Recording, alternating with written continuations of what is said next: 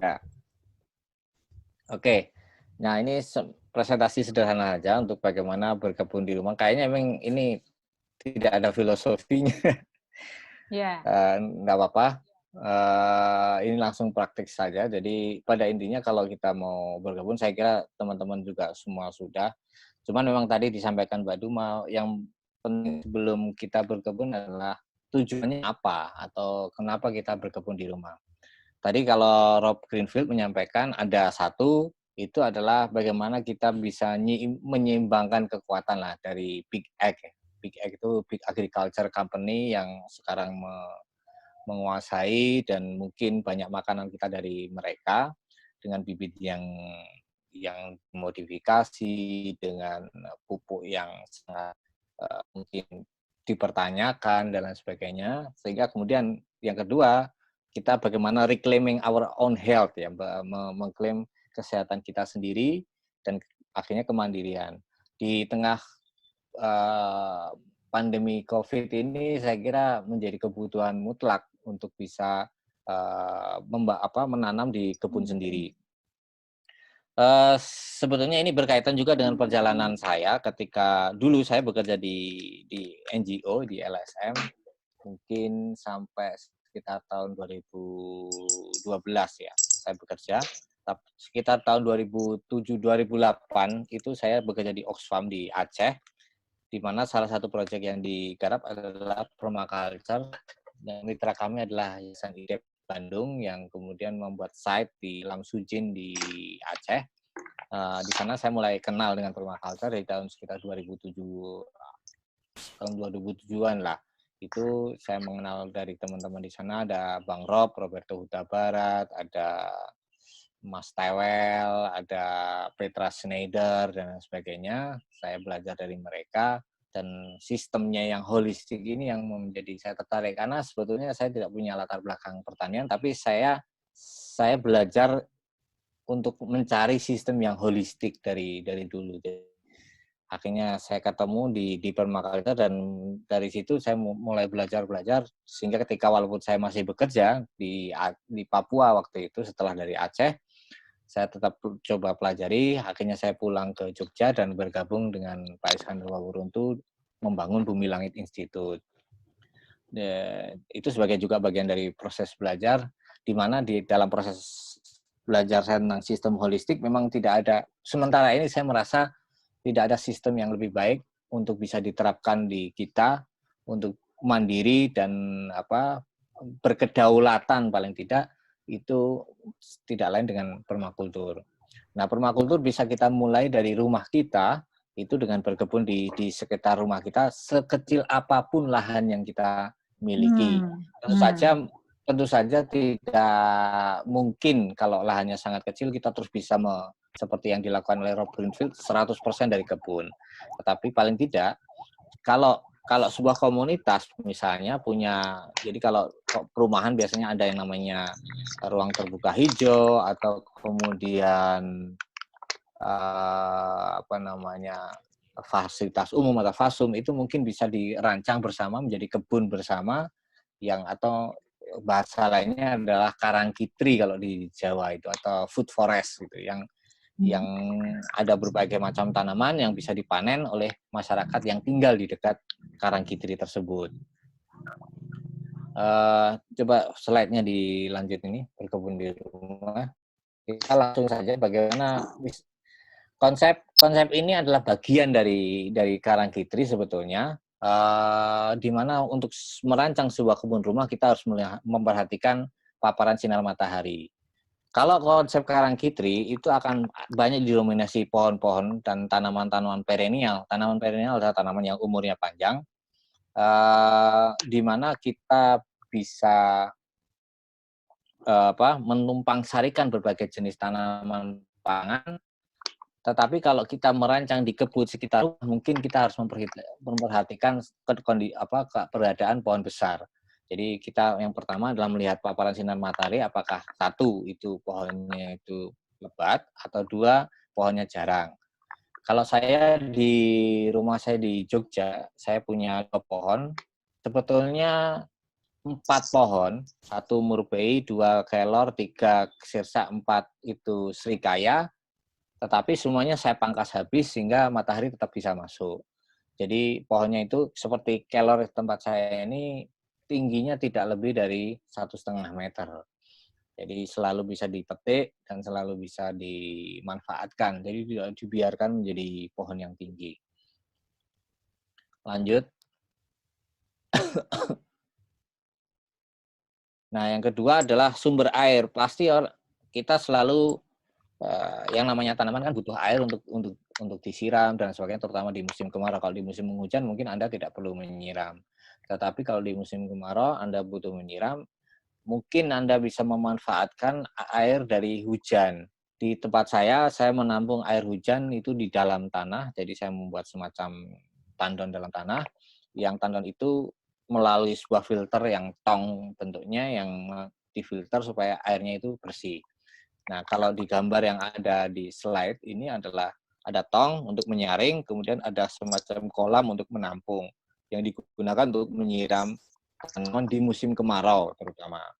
Anda bisa juga menyalurkan dari air kamar mandi, atau sisa Anda mandi atau mencuci dan sebagainya, terutama kalau Anda mencucinya mungkin sudah tidak menggunakan deterjen kimia, mungkin Anda bisa tampung dan Anda bisa gunakan air itu untuk menyiram tanaman Anda, sehingga Anda tidak perlu mengeluarkan biaya untuk tanaman itu relatif lebih banyak daripada kebutuhan orang per orang ya. Ya, karena kalau orang mungkin mandi maksimal 2 kali sehari, terus untuk minum ya berapa liter gitu. Kalau tanaman, beberapa tanaman memang butuh air yang cukup banyak. Apalagi jumlah tanamannya pasti lebih dari 1. Ya, lanjut. Nah, kondisi tanah saya kira ini nanti akan dibahas lebih detail karena ini sangat kompleks. Tetapi pada dasarnya ya satu hal yang harus dipisahkan adalah memang tanah. Kalau saya cenderung untuk tidak usah mikir tentang tanah yang ada. Kalau membuat nanti akan saya bahas detail ya di kelas selanjutnya bagaimana menyikapi tentang tanah. Tetapi kalau sementara ini Anda tidak usah berpikir tentang tanah, tapi bagaimana membuat tanah. Anda punya bahan yang banyak sekali untuk bisa membuat tanah dari daun-daun yang kering, dari limbah makanan rumah tangga yang Anda bisa rubah dia dengan bantuan mikroba dan jamur sehingga dia bisa berubah menjadi kompos, dan itu cukup untuk menjadi media tanaman Anda gitu. Bahkan rumput-rumput liar pun bisa kita gunakan sebagai bahan kompos. Lanjut. Kemudian hal yang sering terlupa itu adalah soal angin. Terutama kalau Anda menanam tanaman sayuran, itu yang pendek-pendek itu biasanya sangat sensitif lah terhadap angin, terutama angin yang lebat. Nah, itu kalau saya biasanya, kalau saya mau buat untuk kebun-kebun sayur, itu di kelilingnya pasti saya tanam pohon yang cukup banyak dan rapat. Di Facebook saya baru saya upload itu, Anda bisa ada kolam di tengah, ada bedengan-bedengan di pinggirnya, dan yang paling luar itu adalah pepohonan untuk menahan angin. Jadi seperti gambar di sini ada pohon-pohon yang menahan angin sebelum masuk ke kebun. Lanjut. Nah, ini adalah juga berkaitan dengan penempatan tanaman. Anda bisa lihat di situ tanaman-tanaman seperti yang mungkin bisa menjadi pengganti makanan pokok seperti jagung, kemudian singkong. Anda bisa tanam di pinggir-pinggir untuk sekaligus sebagai membantu menahan angin. Kalau jagung mungkin dia tidak terlalu tahan karena dia lemah. Demikian juga kalau singkong daunnya terlalu jarang, Anda bisa kombinasikan misalnya dengan jagung dan singkong, dan kemudian dengan tanaman lain seperti misalnya kacang gude misalnya yang juga berfungsi sebagai nitrogen fixer. Kacang gude itu semak atau perdu yang tidak terlalu tinggi, tetapi dia adalah nitrogen fixer yang efektif. Kacangnya bisa kita konsumsi. Kemudian itu Anda bisa lihat di situ pagar, kemudian ada beberapa bedengan sayuran. Lanjut. dalam penempatan tanaman itu ini nggak selesai tadi.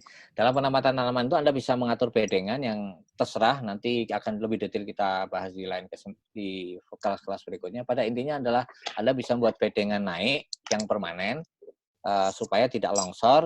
Anda selalu mulsa, Anda bisa atur tanaman itu, misalnya ada yang namanya tanaman cabut, ada yang namanya tanaman petik. Ini nggak ada di buku ini. Tanaman cabut itu adalah tanaman yang memang harus dicabut. Misalnya seperti sawi, selada, Anda bisa tanam di pinggir. Demikian juga di samping sawi itu misalnya bawang atau bawang daun itu diseling-seling, itu nanti Anda bisa, nah tengahnya itu Anda bisa terong, bisa cabai, bisa tomat gitu. Dan mungkin diselingi juga misalnya dengan tanaman aromatik yang membantu dia mengendalikan seperti kenikir atau telean dan sebagainya. Yang juga bisa kita panen daunnya sebagai sayur atau ulam raja kalau orang Malaysia bilang. Lanjut.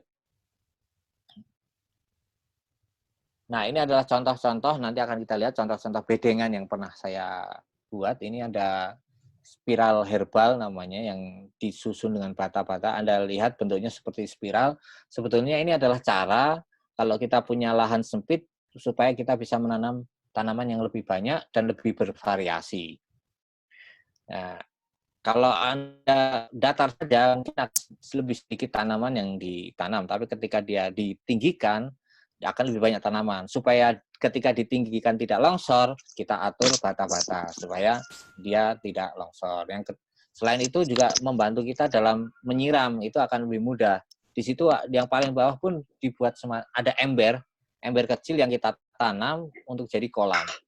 Kolamnya diisi lele satu untuk menghalau jentik, tapi nanti itu ada ikan lelenya, itu kan bisa kelihatan. Kalau tidak, itu biarkan saja, nanti akan ada kata yang juga membantu kita mengendalikan hama. Lanjut.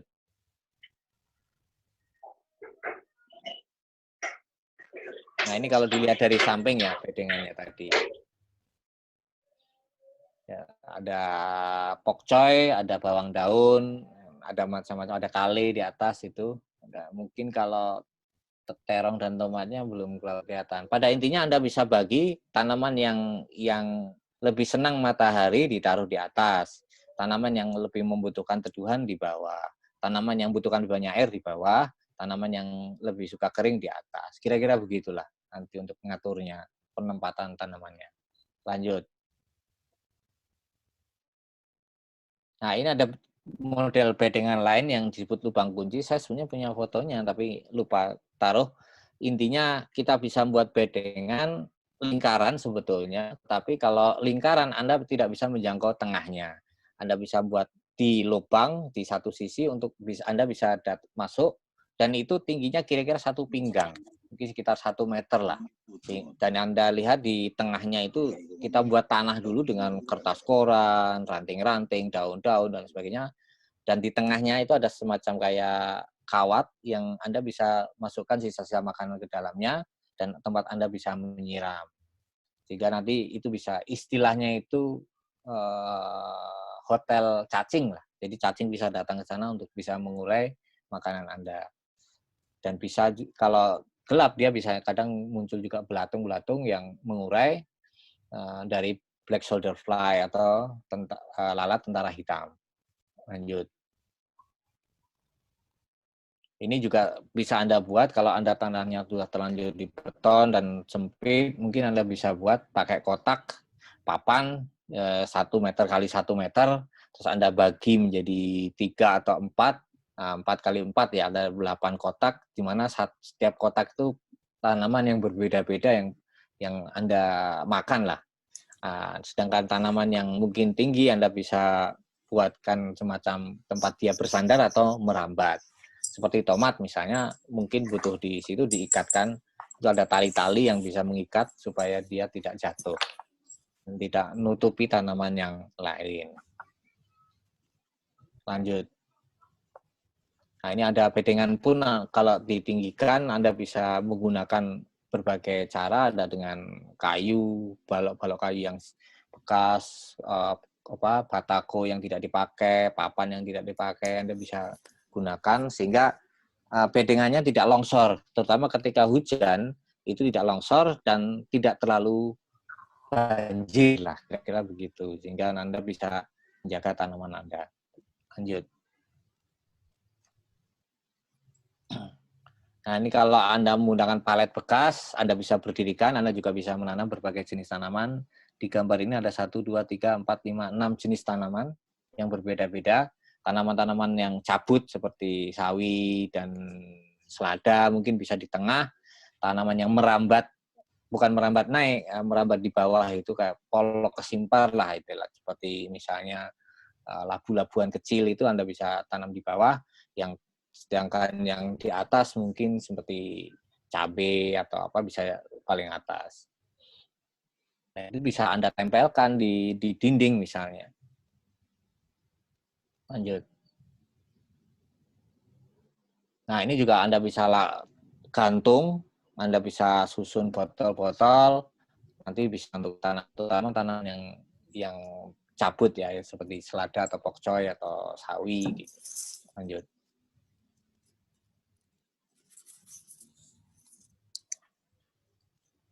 Ini tomat. Tomat ini juga tomatnya digantung seperti tampak, sehingga pada satu pot itu Anda bisa punya 2 pohon tomat paling tidak. Satu yang di atas, satu yang di bawah, menggantung begitu.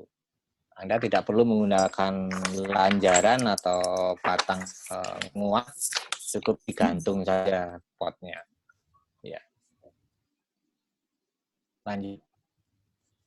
Kalau ini adalah aquaponik, kalau seandainya Anda memang pengen mengkonsumsi ikan, Anda bisa Anda bisa membuat akuarium, terus Anda bisa membuat bedengan yang disambung dengan akuarium dengan menggunakan ada bell siphon. Bell siphon itu kayak apa namanya, kayak SpongeBob itu, yang bisa nyerap air, kemudian dia dipencet itu mengeluarkan air, sehingga dia menarik air dari tanah dan mengembalikan lagi ke kolam. Dan di kolam ada bekas-bekas itu, Mas. Bekas-bekas buat cuci piring itu ya? Kan ya suka bisa pakai gitu. sabut. Ya semacam itulah. Tapi ada sendiri sebetulnya yang namanya bell siphon itu, memang produknya dia menyerap, tapi nanti dia ngeluarin kayak ada begitu. Jadi intinya air itu diputar antara kolam dengan antara akuarium dengan tanah.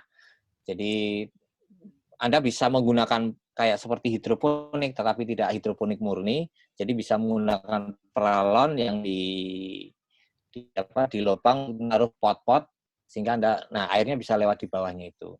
Nah, kita tidak usah menambahkan nutrisi mungkin kepada air itu, karena nutrisinya didapat dari kotoran ikan. Kotoran ikan itu, jadi pompanya itu memang pompa yang bisa menyedot kotorannya ikan sekalian, bukan hanya air. Sehingga sama kotoran ikan dipompa, bell siphon itu akan menyerap airnya saja, karena kotorannya akan ditinggalkan di tanah sebagai pupuk atau nitrat. Di sana nanti airnya sudah jernih itu dikembalikan ke kolam. Jadi terus berputar seperti itu. Nanti detailnya kita akan bahas ya. Akan saya siapkan ini, karena dulu saya pernah buat menggunakan akuarium kecil sih, tapi lumayan bisa jalan. Nanti kita buat carikan. Lanjut. Ini lewati saja. Ini kompos takakura namanya. Ya seperti ini susunannya. Salah satu bentuknya. Yang ini adalah bedengan sumbu.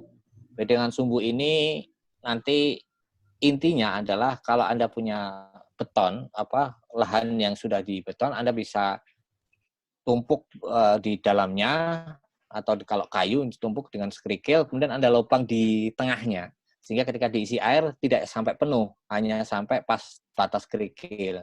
Kemudian di atasnya kita kasih tanah supaya kita bisa nanam di atasnya, sehingga air itu sebetulnya ada di bawah, akan jalan ke atas dengan kapilaritas dan dengan kemampuan tanah dalam menyerap air. Kira-kira begitu. Jadi makanya yang bawah itu adalah pasir atau kerikil, yang atas adalah tanah kompos atau tanah yang memang humus yang kemampuan menyerap airnya sangat baik. Ini nanti detail kita bisa praktekkan lah kalau mau. Lanjut. Lanjut. Nah, ini kalau seandainya tadi dengan tanah, Anda perlu menggalinya supaya satu, mematikan rumput teki. Rumput teki itu sebenarnya adalah bagian dari suksesi tanah. Dia membutuhkan waktu untuk, jadi rumput teki itu karena akarnya luar biasa, dia menyangkul di dalam tanah. Jadi yang menyangkul adalah akar-akar rumput teki yang nanti akan disuksesi dengan tumbuhnya mungkin dibawa oleh burung atau mungkin apa yang malam itu codot yang membawa biji-biji pohon yang nanti dia akan tumbuh pohon disuksesi menjadi kemudian dalam waktu ratusan tahun akan menjadi hutan. Jadi sebetulnya si rumput itu adalah bekerja untuk tanah, untuk menggali tanah. Nah, kita mempercepat suksesi itu dengan memecat. Memecat apa istilahnya? Sudahlah, rumput teki kamu punya tugas, kita gali saja dalam kedalaman 30 tambah 30 cm untuk sehingga tugasnya si rumput teki selesai, kita suksesi dengan tanaman yang akan kita tanam. Lanjut. Ini nanti ada gambar yang lebih detail, langkah-langkahnya. Mungkin kita akan bahas, kalau memang ini pendekatan yang mau dipakai, kita akan bahas lebih lanjut. Pada intinya adalah Anda bisa baca di situ, gali tanah 30 cm, diletakkan, nanti digarpu, sampai gembur yang 30 cm di bawahnya, terus gali lagi sebelahnya untuk ditumpukkan ke yang tadi digemburkan 30 cm bawah sehingga kembali rata terus sampai lahan semuanya itu tergali demikian. Kalau Anda sudah melakukan ini, tanah Anda akan gembur, Anda tidak akan perlu lagi menyangkul lagi. Jadi di permaculture biasanya kita itu hanya sekali menyangkul dan setelah itu mungkin tidak menyangkul lagi. Kebun saya sudah 3 tahun yang di Jember tidak pernah dicangkul. Kemarin saya bilang teman-teman untuk menyangkul. Mereka tanya, loh kan katanya nggak usah nyangkul. Ya sekali-kali nyangkul lah biar ada kerjanya. Maksudnya memang karena hujan itu biasanya terjadi pemadatan juga. Terutama hujan kemarin, kita sepanjang musim hujan ini cukup lebat dan memang bisa mendorong tanah padat. Tapi memang karena kita mulsa memang tidak terlalu padat lah. Sekaligus kita mau mengetes sih sebenarnya seberapa ketebalan topsoil yang kita bentuk itu. Harapan saya mungkin bisa 1 sampai 2 meter itu topsoil yang kita buat. Lanjut. Nah, ini adalah bedengan permanen, tadi gambarnya sudah, sehingga kalau Anda sudah tadi cangkul, Anda buat bedengan seperti ini, Anda tidak perlu menyangkul lagi. Lanjut. Ini kompos berkelanjutan Anda bisa membuat dengan 3 kotak. Contohnya ada di Omah Lor itu kalau mau lihat. Itu intinya adalah komposnya itu kompos lama, kompos malas, jadi ditumpuk di situ sampai penuh, nanti tumpuk sebelahnya, dipindah begitu. Sampai akhirnya menjadi kompos. Lanjut. Nah, Anda bisa kalau Anda ingin menanam, Anda bisa membuat persemaian misalnya dengan campuran kompos dengan arang sekam itu nanti Anda bisa buat garis-garis Anda. Jadi kalau nanam, kalau saya sebenarnya lebih suka tidak disemai dan itu pun saya tidak membuat lubang di tanah. Anda cukup biji kemudian didorong dengan lidi masuk ke tanah, kemudian ditutup dengan kompos. Itu saja biasanya kalau saya. Tapi kalau Anda mau buat, Anda bisa garis pakai lidi ya atau bambu kecil gitu. Anda taruh bijinya itu di baris itu untuk kalau mau menyemai terutama. Sehingga tidak terlalu dalam dia sehingga si bijinya cukup lembab, cukup gelap, tapi masih mungkin untuk tumbuh. Kalau terlalu dalam dia tidak tumbuh. Lanjut.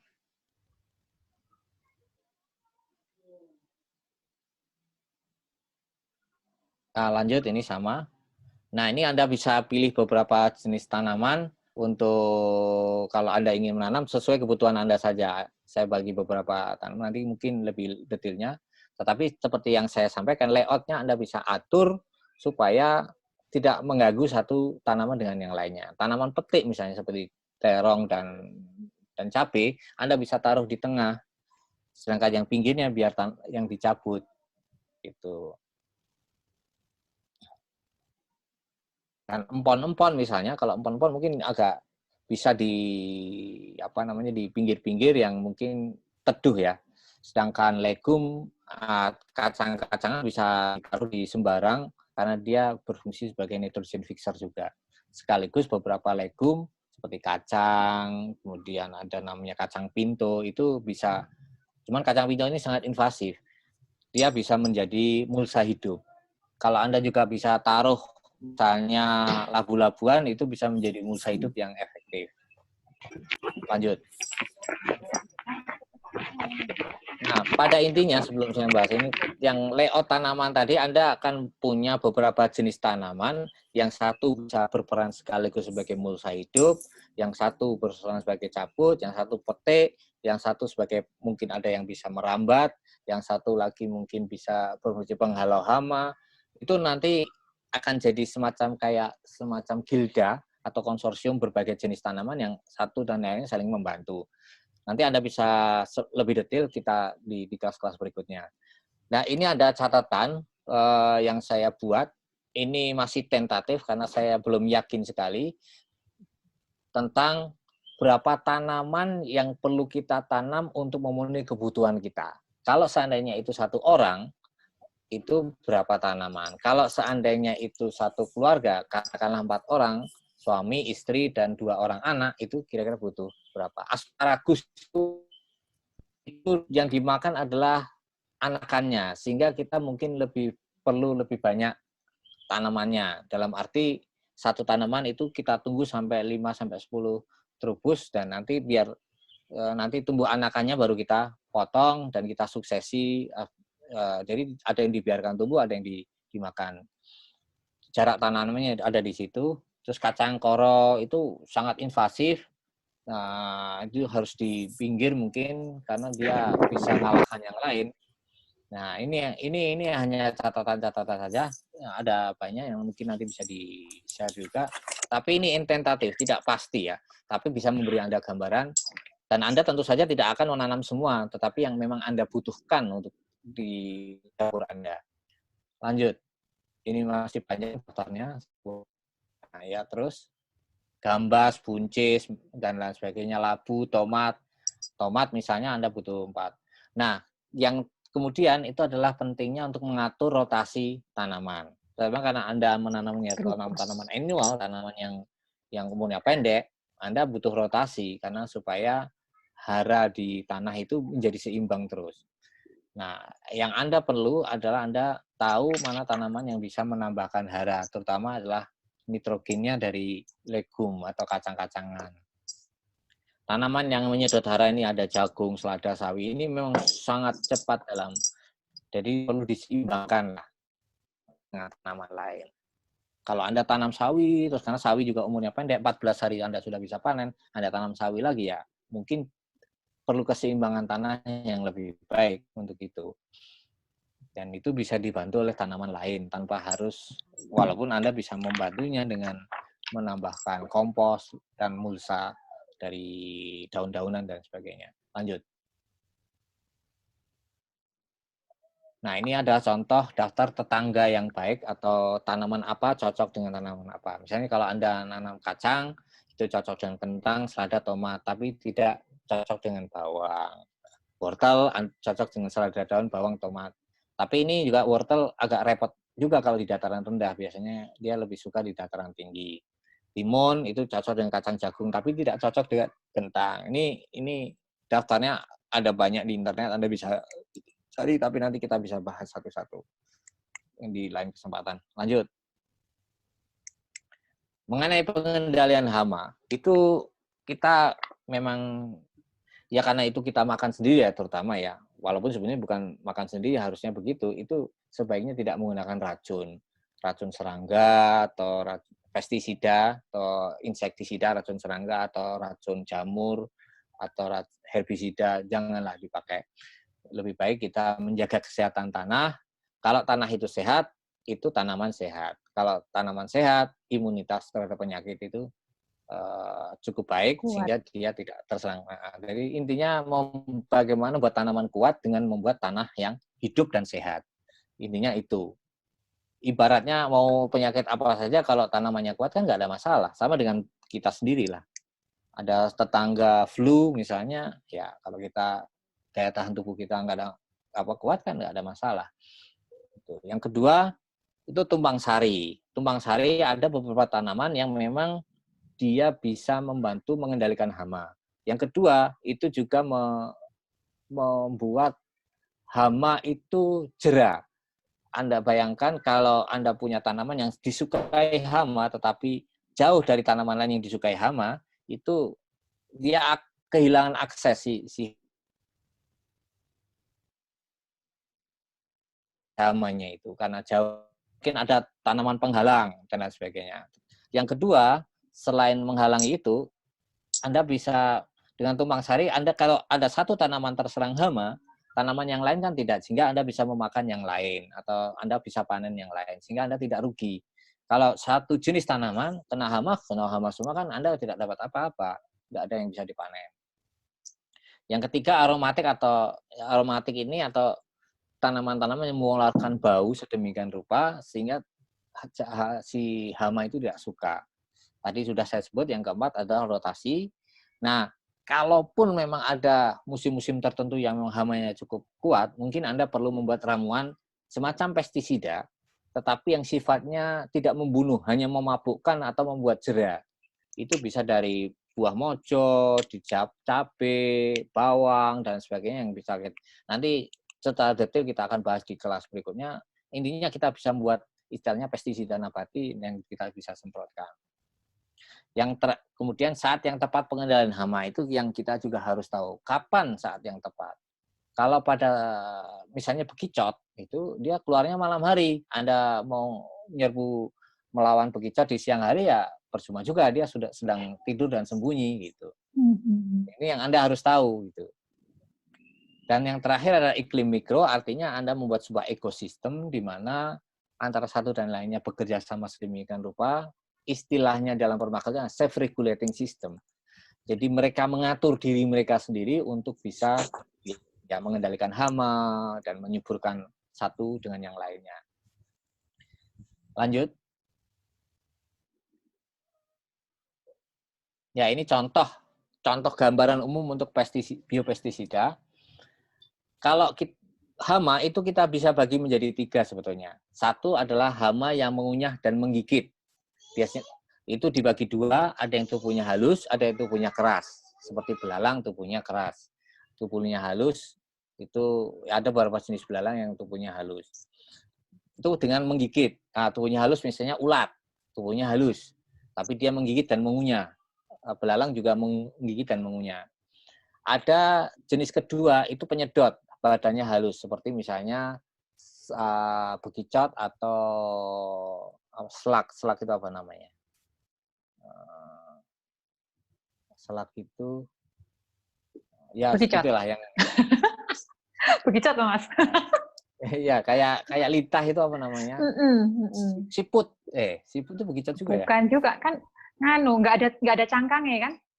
Ya, nggak ada sangkangnya. Kalau bekicot kan ada cangkangnya. Kayak lintah ngomongnya loh. Okay. Ya, jadi penyedot itu juga ada 2, yang berbadan halus dan berbadan keras. Yang berbadan halus itu tidak punya cangkang, yang berbadan keras seperti bekicot punya cangkang. Nah, cara mengendalikannya, kalau tadi yang pertama pengunyah, itu Anda bisa semprot. Tapi kalau bangsa bekicot itu tidak bisa hanya semprot, Anda harus semprot dengan bahan yang sifatnya sabun. Jadi dia agak sedikit menggaram gitu sehingga dia tidak suka, dia bisa mati. Akan pergilah paling tidak. Sedangkan yang badannya keras itu kadang harus kita tangkap. Kalau saya biasanya menangani bekicot, kalau memang dia sangat masif dan banyak, saya biasanya tangkap beberapa dan saya pecah dan saya taruh di dekat-dekat bedengan. Istilahnya kayak memberi warning kepada teman-temannya, kalau kamu berani ke sini, mati loh, gitu loh kira-kira. Itu cara saya. Cacah kasih ke lele kali ya, Mas?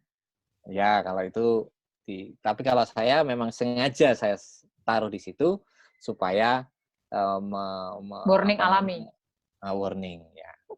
Tapi kalau punya bebek atau punya lele, punya ya kasih mereka juga bisa. Lanjut. Nah, untuk irigasi, ini contoh irigasi yang mudah namanya irigasi tetes. Jadi Anda tidak usah nyiram, itu karena tidak efisien menyiram, Anda bisa menggunakan selang kecil-kecil nanti langsung ke akar tanaman. Lanjut. Ini juga biopori, Anda bisa membuat lubang sampai 1 meter kalau Anda nanamnya pohon. Jadi bisa untuk nyimpan air lebih lama. Lanjut.